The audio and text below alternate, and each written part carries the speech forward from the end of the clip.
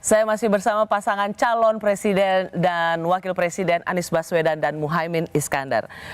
Disebut oleh Pak Surya Paloh botol dan tutup. Siapa botolnya, siapa tutupnya? Tergantung yang gemuk siapa. Yang penting klop. Yang penting klop. Caimin ini banyak orang mengatakan ini sebenarnya Caimin ini disuruh oleh Pak Jokowi. Benar nggak sih? Jadi ceritanya tidak seteknis politis, ini soal perjalanan panjang. Jadi yang kebetulan ketemu momentum. Saya ditugasi PKB untuk mengawal seluruh gagasan, cita-cita, tujuan perjuangan PKB dengan satu cara masuk di dalam kepemimpinan nasional. Itu diputuskan oleh Muktamar dan harus terus diperjuangkan. Kewajiban saya membawa ideologi, nilai, cita-cita itu terwujud. Saya butuh 20%. Ketemulah Pak Prabowo butuh 20%. Ketemulah saya. Betul. Waktu mau sama Pak Prabowo itu memang ada... Ya sama-sama butuh terjadi Atau misalnya ada yang bilang, Pak Imin ke Pak Prabowo gitu. Sama-sama butuh terjadi perjodohan yang deklarasi koalisi KKIR. 1 tahun kita kampanye KKIR, berbagai event dan seterusnya. Lalu pada akhirnya kita curiga, kesimpulan bahwa akhirnya pacaran ini tidak bisa berlanjut. Dan Curiganya di mana, Cak? Curiganya puncaknya adalah saat saya dan teman-teman melakukan rapat koordinasi nasional pada tanggal berapa saya lupa, bersamaan tepat saat PAN ulang tahun. Oh, yang waktu itu yang ganti nama koalisi Kebangkitan Indonesia Raya jadi Koalisi Indonesia Hari Maju. Senin tanggal 28. Tanggal 28. Oh, yang ganti nama pokoknya kan. Pokoknya saya ke acara Rakornas saya buka, kemudian saya bilang kepada Rakornas, syarat tidak boleh membahas Pilpres. Kasih waktu saya untuk mengawal Pilpres sebulan. Sorry. Ya masa hanya gara-gara ganti nama KKIR jadi Koalisi Indonesia Maju gitu aja ngambek? Itu bukan ngambek ini, itu kesimpulan paling mutakhir ya. Jadi jauh hari Rosi mungkin sudah tahu ada 11-12. Kalau tidak jelas kita lepas. Ada juga pacaran terlalu lama bisa nggak jadi. Ya. Ini yang tanggal 28 ya, 28. Kalau Senin 28. 28. Itu puncaknya di situ ya. Di situ. Ketika ganti nama. Rakornas, bukan. Rapat Koordinasi Nasional PKB yang mengundang seluruh PKB se-Indonesia sebetulnya membahas pileg.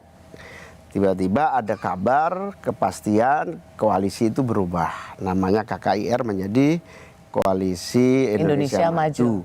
Saya datang ke sana dan terlambat saya datang memang karena saya Rakornas. Dan saya sempat nanya-nanya, memang sudah hampir pasti cawapresnya bukan saya. Siapa? Ya saya nggak boleh ngomong, itu urusan masa lalu ya. Masa lalu saya. Jadi dicampakkan lah ya? Tidak dicampakkan, sudah. Tapi nggak dipilih. Bahkan sempat saya ngomong kepada salah satu teman, ini kalian sudah cukup lah bisa maju tanpa saya. Tiket sudah cukup. Kaget dia. Loh, lu mau kemana? Ya aku nggak kemana-mana, saya tetap di sini. Saya pulang ke Rakornas, wah udah marah semua. Ibarat ini air perjuangan, tidak boleh setak. Kalau bahasa Jawa Timur gak boleh ngecembeng. Ngecembeng itu berhenti nganggur, akan bau dan seterusnya. Marah semua, marah. Saya menugaskan kepada Ketua Umum untuk mencari aliran-aliran yang memungkinkan air ini bisa melaju deras. Nah, pas ada keputusan seperti itu saya nggak ada jalan. Saya cuma lengar-lengar gitu. Apa jalannya ya? Ganjar pasti juga belum jelas. Tiba-tiba saya dikabarin Bang Surya Paloh ngajak makan malam. Beneran itu kebetulan aja? Kebetulan. Bener. Sumpah. Dalam politik nggak ada yang kebetulan. Sumpah benar. Kalau toh kemudian ada saling mengira-ngira, cocok di hati, itu bukan langkah. Itu semacam preparean atau semacam simulasi sudah lama kalau simulasi. Saya kenal Mas Anies sudah sejak mahasiswa, sama-sama aktif di UGM, sama-sama menjadi penggerak massa melawan Orde Baru. Tapi itu kan hanya semacam persepsi atau alternatif. Ya belum jodoh lah waktu itu. Jadi diajak makan. Pas emosinya seluruh PKB itulah saya diundang makan Bang Surya. Saya ditanya, makanya saya minta maaf kepada teman-teman Demokrat. Saya tidak tahu. Tiba-tiba makan malam, saya pikir ini akan menjadi pembicaraan berikutnya gitu. Ini penjajakan, kemudian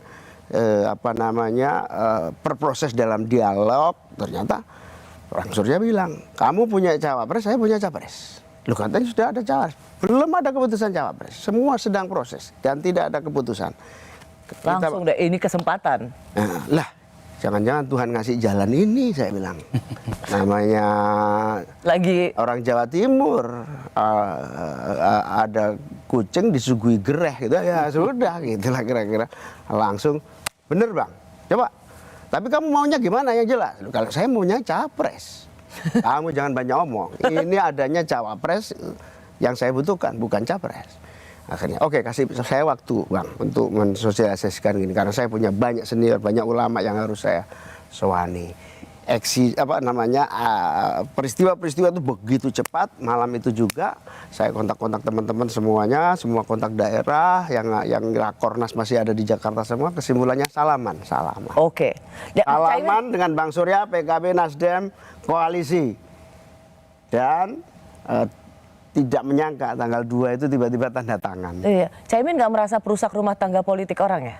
Yang saya dikasih tahu Bang Surya, memang nggak ada keputusan, belum ada keputusan soal cawapres. Nah itu cerita tahapan akhir yang ternyata sebetulnya panjang hubungan saya sama Mas Anies. Jadi kesimpulannya ini sebenarnya ada yang memang didesain. Jadi ini murni menurut Caimin ya kan, Caimin kan insting politiknya luar biasa. Ini murni ininya Pak Surya Paloh atau memang ada peran? Murni saya juga, inisiatif saya juga. Atau peran Pak Lurah? Saya belum sempat sowan Pak Lurah. Saya bahkan ketika saya berani mengambil keputusan itu, saya berusaha sekuat tenaga sebelum deklarasi saya harus sowan ke semua pihak, senior-senior eksternal maupun senior-senior internal. Ini serius amat kita ini. Jadi, ya, tapi udah sempat ke Pak Jokowi. Jadi terus habis itu tanggal hari Kamis, hari Rabu, kita ketemu malam Rabu. Selasa saya itu salaman sama Bang Surya, Rabu saya ketemu Bang Anies, pencocokan misi visi, gagasan, perbedaan di mana, latar belakangnya kayak apa, clear, ya sudah akhirnya saya bawa ke rapat pleno pada hari. Oke, pokoknya jadi lah gitu. Pertanyaanku udah ketemu Pak Jokowi. Saya belum sampai hari ini. Pernah? Saya hanya berkomunikasi melalui teman-teman saya yang selalu bersama beliau. Kabarnya Caimin minta ketemu tapi nggak dikasih ya? Belum ada waktu maksudnya. Belum ada waktu. Karena langsung KTT, langsung persiapan macam-macam. Sampai hari ini saya belum ketemu. Wah, Mas Anies sudah ada langsung dapat ketemu sama Caimin, langsung diminta itu Mas Anies nggak merasa bahwa aduh Caimin nggak bahaya tak? Enggak. Jadi kalau soal PKB-nya, Caiminnya, memang prosesnya tidak ada. Tapi sebetulnya sejak kita di Koalisi Perubahan itu memantau perkembangan di lapangan, kita sudah melihat bahwa ada ruang kosong yang kita kesulitan mengisi. Yaitu Jawa Timur. Jawa Timur.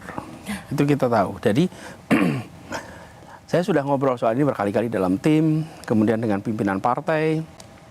Saya sampaikan kita perlu mengajak PKB. Memang tidak menyebut nama, tapi PKB punya target kan, punya. Itu Mas Anies diucapkan juga nggak dengan partai koalisi lain, Demokrat misalnya, PKS misalnya? Oh iya. Sebut. Ya. Jadi memang jadi Mas Anies nggak sembunyi di belakang gitu ya, bukan bersama PKB gitu kan? Di bulan Juni itu saya bertemu dengan Demokrat waktu itu saya sampaikan Mas Ahaye, Pak SBY bahwa Kita perlu menggandeng PKB, dan saya sampaikan bahwa kalau saya tidak mungkin untuk langsung, Gus Imin juga tidak dalam posisi bisa ketemu saya. Tapi kalau Pak Surya Paloh, mereka bersama-sama dalam koalisi pemerintahan bisa luasa ngobrol. Kemudian Pak SBY saya sampaikan bahwa Gus Imin ini kan menteri di saat Pak SBY presiden, terpilih menjadi ketua partai saat Pak SBY presiden. Karena itu mohon untuk berkenan mengajak PKB berbicara dan lihat apakah berkenan untuk ikut di dalam koalisi kita. Jadi ada PKB ada permintaan itu dari Mas Anies ya, supaya PKB Demokrat juga mengajak PKB bersama-sama. Dari dua ini kelihatannya peristiwa hari Senin itu mungkin kedengaran, pasti kan berusaha melakukan pembicaraan. Tapi Gus Imin itu dalam posisi nggak mau ngobrol kanan kiri dulu. Iya, betul kan? Benar-benar tertutup. Jadi pokoknya nggak mau, jangan sampai nanti dicurigai kan kira-kira gitu. Jangan sampai keputusan PKB ini disalahpahami para senior eksternal maupun internal PKB. Akhirnya kita butuh waktu sosialisasi. Ya. Dan ketika berbulan-bulan bersama dengan Koalisi Kebangkitan Indonesia Raya, beliau tidak mau melakukan pembicaraan, dan saya juga tidak melakukan pembicaraan dengan. Hanya memang ada foto Mas Anies kan berkunjung ke rumahnya Caimin, dan itu dianggap sebagai ketemu sama Mas Ahaye, nggak mau berbicara secara jantan ke Demokrat, nggak mau, tapi malah sowan ke ibunya Caimin. Ke Jombang. Itu ke Jombang. Enggak itu enggak begitu ceritanya. Jadi saya hari Rabu itu memang terjadwal berangkat ke Jombang. Oke. Karena ada peristiwa ini, maka Ferry istri saya yang berangkat. Saya bilang udah diwakili, Ferry aja berangkat, saya nggak berangkat. Supaya saya bisa ketemu dengan Demokrat. Karena hari itu kita menunggu waktu untuk bisa ketemu. Sampai dengan malam kita nggak dapat jadwal untuk ketemu.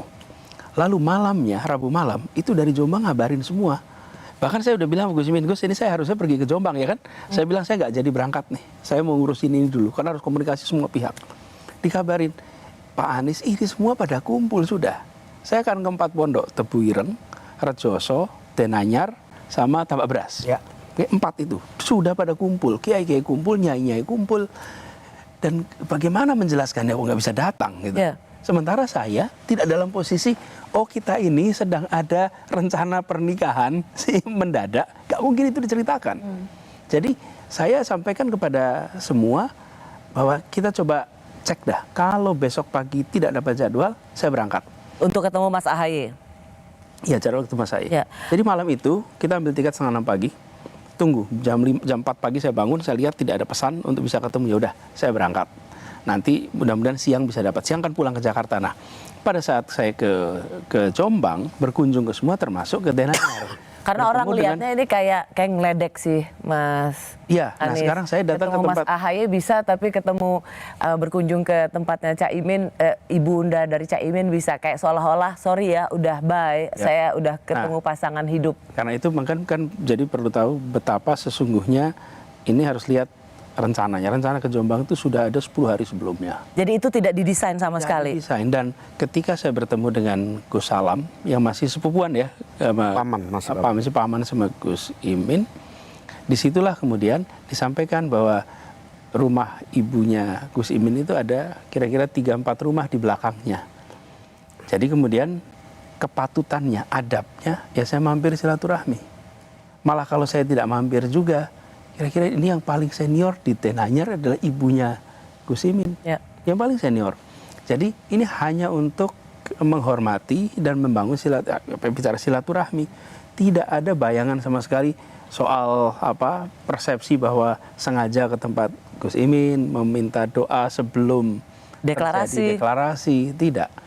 Lalu jadi saya ingin tegaskan bahwa keberangkatan ke Jombang karena komitmen lama. Dan pasti saya akan memberikan kekecewaan kepada semua yang berkumpul. Karena kalau se-Jawa Timur kumpul, itu kan yang nggak mudah juga bagi mereka. Mas Anies kalau misalnya memang diizinkan ketemu Mas Ahaye, kira-kira Mas Anies akan bilang apa, Mas? Saya sampaikan, ini ada perkembangan baru. Ada opsi baru. Dan kami melihat untuk kepentingan perubahan, kita kan targetnya mau melakukan perubahan. Untuk bisa melakukan perubahan harus punya kewenangan. Untuk punya kewenangan harus memenangkan. Untuk bisa memenangkan harus ada basis pemilih yang lebih luas. Maka opsi Muhaimin Sebagai calon jadi wakil opsi presiden. yang memperluas. Ini akan membuat kemenangan kita menjadi lebih besar peluangnya. Probabilitasnya lebih besar. Apakah pasti menang? Belum tahu. Tapi probabilitas menjadi lebih besar. Dan selama ini pihak Demokrat juga menyatakan bahwa apabila ada pilihan calon pasangan yang bisa membantu memenangkan lebih baik dari Mas Ahaye, mereka tidak keberatan. Tapi jangan Mas Ahaye ditolak.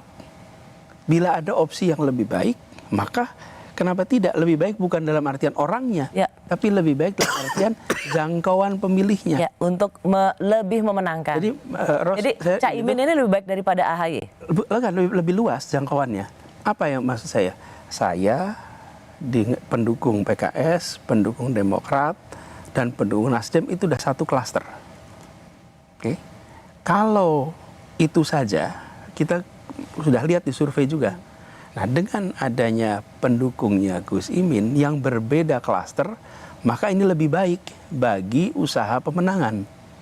Lebih baik. Ya. Dan itu Memang- bisa disampaikan secara objektif. Memang proses ini cepat, tapi jauh sebelum proses cepat ini ada yang namanya informasi, komunikasi, dialektika terjadi.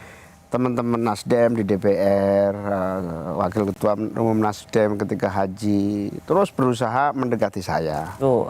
berusaha mengajak kita ngobrol. Saya bilang, saya nggak bisa ngomong banyak karena saya sudah di koalisi bersama Pak Prabowo. Waktu haji ketemu. Jadi niatnya emang Caimin tuh setia ya, niatnya. Bukan niat setia, kita komit lah dengan apa yang sudah kita pilih gitu kan. Jangan kemudian saya dituduh main di belakang panggung atau selingkuh gitulah. Ibarat pacaran Lewat pintu belakang. lewat pintu belakang selingkuh, jangan sampai, saya bilang. Bahkan sepulang dari haji, Wakil Ketua Umum Nasdem kirim pesan, sombong amat tuh ketum PKB, sejak ngobrol nggak jelas gitu kan. Saya bilang, saya nggak mungkin ngobrol sama kamu, di sampingmu ini ada partai lain yang pasti akan lapor pada Pak Prabowo, saya bilang gitu. Pasti saya dianggap selingkuh. Nah, karena itu bahkan saya takut ketemu Mas Anies. Kenapa takut, Mas? Ya selingkuh, orang selingkuh kan harus sembunyi. Kalau ketahuan dicerai saya sama pacar saya. Daripada dicerai mending saya nggak selingkuh. Nah, tapi proses ini panjang. Ada proses pendekatan, tapi di dalam internal saya jauh hari itu ulama-ulama tertentu memang mengisyaratkan pasangannya Anies. Saya anggap ini kabar langit. Kiai Khalil As'ad. Oh, dari awal. Jadi bukan pasangannya harus Pak Prabowo. Nah, Kiai Khalil As'ad tahun 2021 manggil saya, jauh di situ Bondo sana. Kiai Khalil As'ad ini anak putra dari pendiri NU. Beliau bilang, pasanganmu Muhaimin adalah Anies Baswedan. Ini kabar yang sudah saya tangkap dari langit. Saya kan, itu langit, buminya bahaya bro. Saya bilang gitu. Saya cerna, saya sudah sudah merintis koalisi sesama partai pemerintah. Nah, sudah saya cerna, saya tidak berani terima, saya juga tidak berani tolak. Siapa berani menolak seorang Kiai Khalil? Terus kemudian menjadi renungan, tapi semua kiai juga macam-macam variasi pandangannya.